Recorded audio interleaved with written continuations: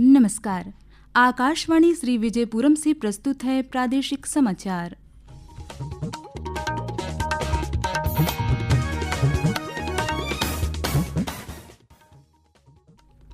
मुख्य समाचार। राष्ट्रीय एकता दिवस पर कल गुजरात के केवड़िया में प्रधानमंत्री नरेंद्र मोदी एकता परेड का उद्घाटन करेंगे। सरदार पटेल की 150वीं जयंती पर देश भर में मनाया जाएगा एकता और अखंडता का महोत्सव। प्रधानमंत्री नरेंद्र मोदी ने सोशल मीडिया पर विचार साझा करते हुए कहा, समुद्री क्षेत्र में निवेश के लिए भारत एक आदर्श बंदरगाह है।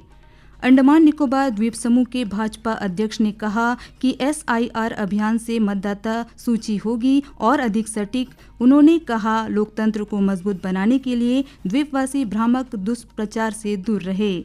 और श्री विजयपुरम नगरपालिका परिषद के सहयोग से भातु बस्ती में निर्मित यूनिटी पार्क का कल प्रशासन द्वारा उद्घाटन किया जाएगा।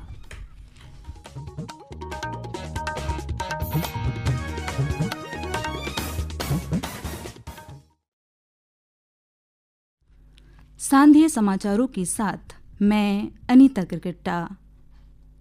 राष्ट्रीय एकता दिवस के मौके पर कल गुजरात के केवड़िया में एक भव्य एकता परेड का आयोजन किया जाएगा। प्रधानमंत्री नरेंद्र मोदी इस कार्यक्रम का उद्घाटन करेंगे। हर साल 31 अक्टूबर को एकता नगर में यह परेड आयोजित की जाएगी। एक भारत श्रेष्ठ भारत के प्रतीक के रूप में आयोजित इस परेड का उद्देश्य देश में एकता और अखंडता का संदेश फैलाना है।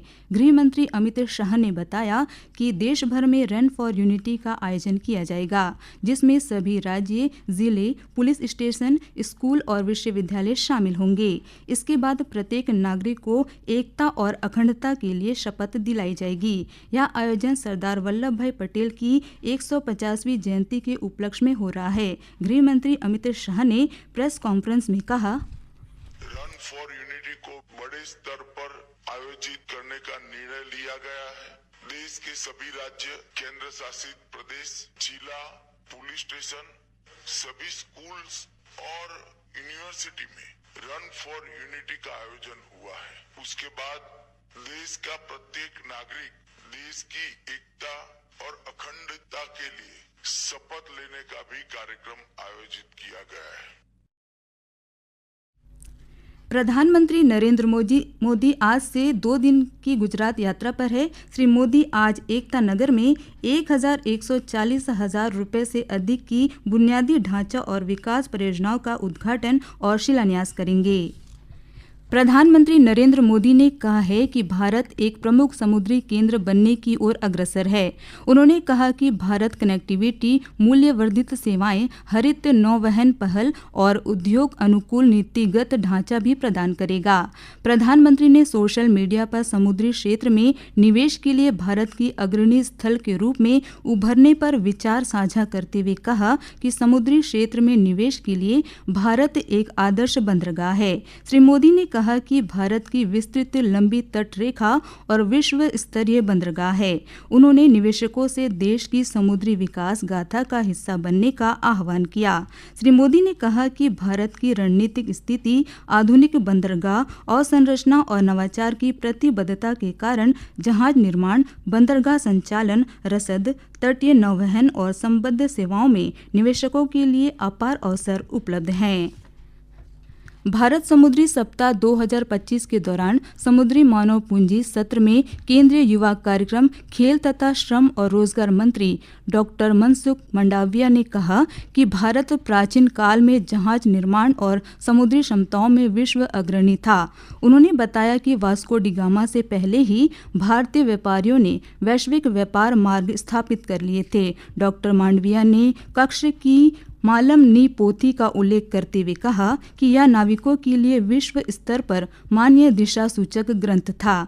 उन्होंने समुद्री अमृत काल परिकल्पना 2047 को साकार करने हेतु भारत की प्राचीन समुद्री ज्ञान के उपयोग पर बल दिया। उन्होंने बताया कि इस विरासत को आगे बढ़ाने के लिए गुजरात के लोथल में समुद्री परिसर की स्थापना की जा रही है। कार्यक्रम में अग्रणी महिला समुद्री पेशेवरों और कैप्टन JC आनंद को सम्मानित किया गया। प्रादेशिक समाचार आप आकाशवाणी श्री विजयपुरम से सुन रहे हैं। समाचारों में आगे प्रमुख है मतदाता सूची और यूनिटी पार्क। आकाशवाणी श्री विजयपुरम से प्रसारित होने वाला यह प्रादेशिक समाचार बुलेटिन आप मीडियम वेव के साथ साथ FM 100.9 मेगाहर्ट्ज पर भी सुन रहे हैं। यह समाचार मोबाइल फोन और वाहनों के FM रेडियो पर भी उपलब्ध है। प्रादेशिक समाचार में आपका फिर स्वागत है। अंडमान एवं निकोबार द्वीप समूह के भाजपा अध्यक्ष अनिल कुमार तिवारी ने भारत निर्वाचन आयोग द्वारा 12 राज्यों एवं केंद्र शासित प्रदेशों, जिनमें अंडमान एवं निकोबार द्वीप समूह भी शामिल है, में मतदाता सूची के विशेष गहन पुनरीक्षण के दूसरे चरण की घोषणा का स्वागत किया है। यह अभियान 4 नवंबर से 1 महीने तक चलेगा। श्री तिवारी ने कहा कि यह पहल मतदाता सूची को सही करने में सहायक होगी, जिससे अन्य राज्यों में स्थानांतरित या दिवंगत लोगों के नाम हटाए जा सकेंगे। उन्होंने यह भी कहा कि इस प्रक्रिया में कोई भी वैध निवासी वंचित नहीं होगा। उन्होंने जनता से अपील की कि वे भ्रामक प्रचार से प्रभावित न हो और इस प्रक्रिया को लोकतंत्र की मजबूती के रूप में देखें। स्कूली छात्रों में खेल और फिटनेस को बढ़ावा देने के उद्देश्य से दक्षिण अंडमान के उप शिक्षा अधिकारी ने गर्ल्स स्कूल श्री विजयपुरम में F4S कार्यक्रम के तहत फुटबॉल कोचिंग कक्षाएं शुरू की हैं। ये कक्षाएं 3 नवंबर से दोपहर 3 बजे से 4:30 बजे तक आयोजित होंगी। प्रशिक्षण का संचालन अहमद अली PGT द्वारा किया जाएगा। श्री विजयपुरम कैंपस और मरीना पार्क के बीच फिट इंडिया फ्रीडम रन 6.0 का सफल आयोजन किया गया। कार्यक्रम का शुभारंभ अर्जुन पुरस्कार विजेता रोइंग कोच जेनिल कृष्णन और फुटबॉल कोच मोहम्मद सादिक ने किया। दौड़ के साथ पौधारोपण अभियान भी चलाया गया, जिसमें फिटनेस और पर्यावरण संरक्षण का संदेश दिया गया। कार्यक्रम #रन फॉर इंडिया थीम पर आयोजित हुआ, जिसमें खिलाड़ियों ने प्लॉगिंग गतिविधि के जरिए स्वच्छता का संदेश फैलाया। इस कार्यक्रम का आयोजन साई STC के मार्गदर्शन में किया गया। नरेंद्र मोदी सरकार द्वारा 22 सितंबर को कई क्षेत्रों में वस्तु और सेवा कर GST दरों में कटौती के साथ GST बचत उत्सव की शुरुआत हुई थी। द्वीप समूह के इलेक्ट्रॉनिक सामानों के विक्रेता ने बताया कि इस नए GST सुधार से आम लोगों को काफी लाभ मिल रहा है।